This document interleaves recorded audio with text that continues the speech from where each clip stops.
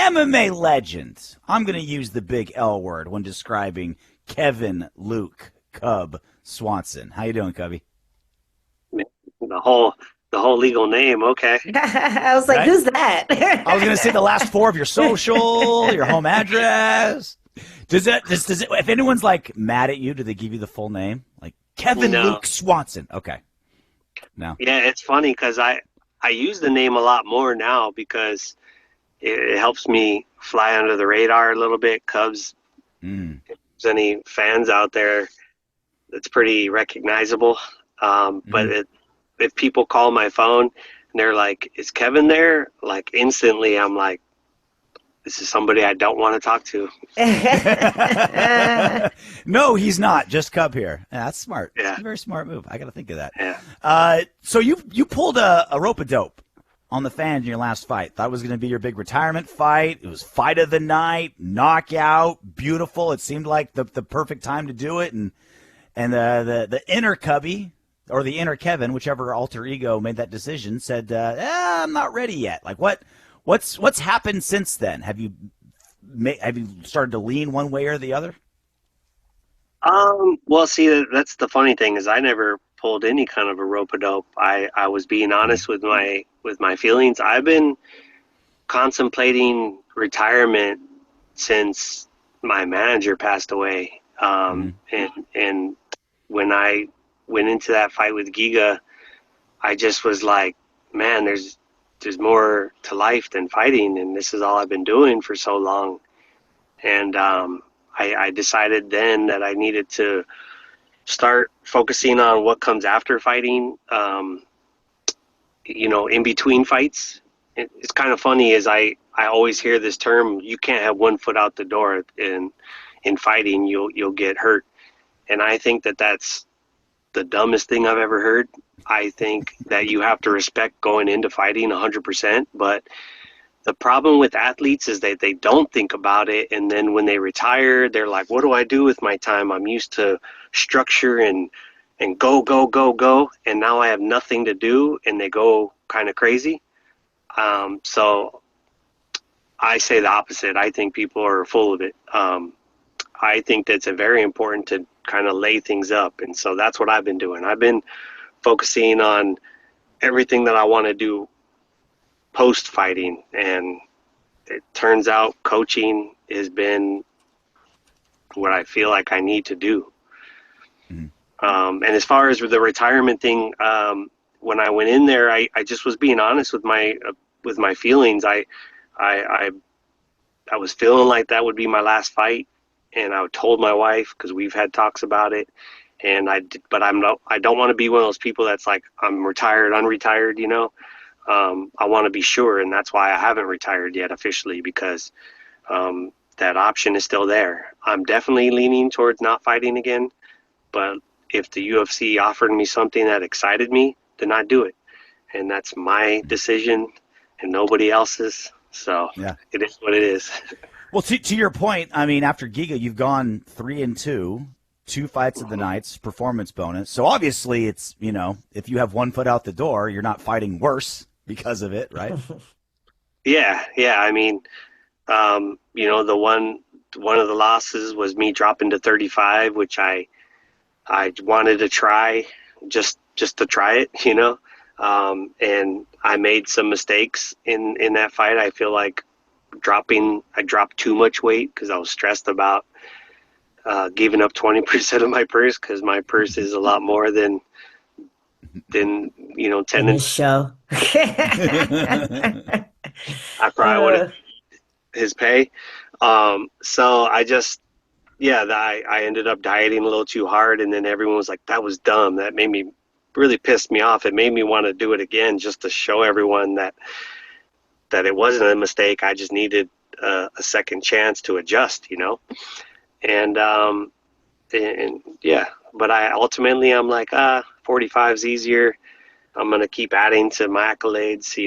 I'm on the stats quite a bit. So, just go out there and have fun. And that's really what I've been doing the last fight. That's really why I was so happy with my last performance, is because I went into it with like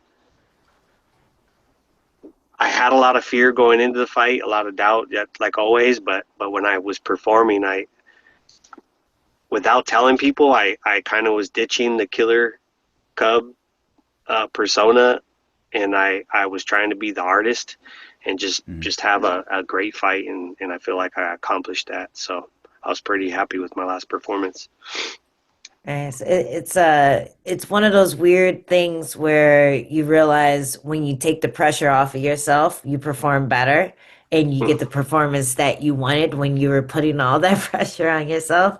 It's like one of those things that you don't learn until unfortunately you're at the end of your career and you have all the experience and you've been through every different situation. Is there anything that you haven't done yet in your career that you still want to do? I mean, fight for a title. Yeah. I mean, that's what I Well, wanted to hear. But also, I'm o- aside from I'm that, I'm okay with that. Really, it's like I think when you've been fighting for a long time, and I'm sure you could attest to this, but you kind of I'm about like what have I learned in my path, and a couple of things that have happened recently. I actually cornered Giga for his last fight, and he oh, came and has been a part of my team.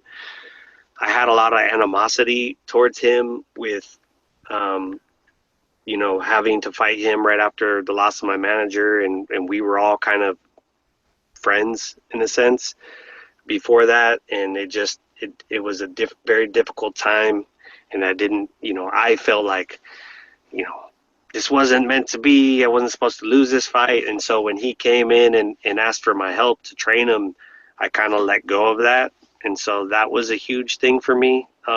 Like one of the last things I felt like was lingering in my career, and then um, this last fight, my boxing coach told me he couldn't be there. And instead of freaking out about that, I just told myself, okay, well, maybe this is something you needed. And when was in, training for the fight the last couple of weeks, I was like, man, maybe somebody holding pads for you was kind of holding you back.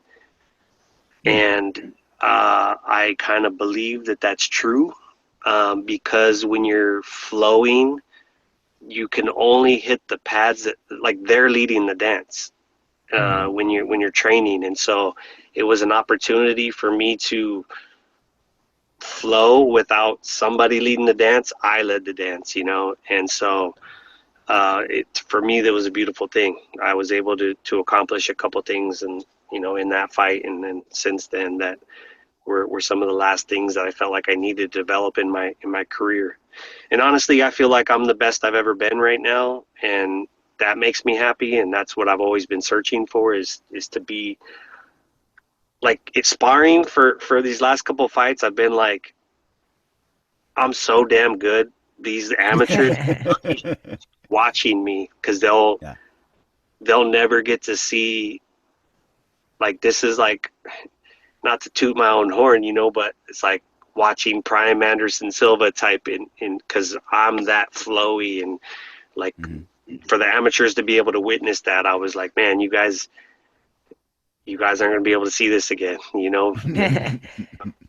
So I was very happy with everything. So that's why I'm pretty good right now. Unless the UFC offers me something that excites me, um, I don't know if I'll do it again.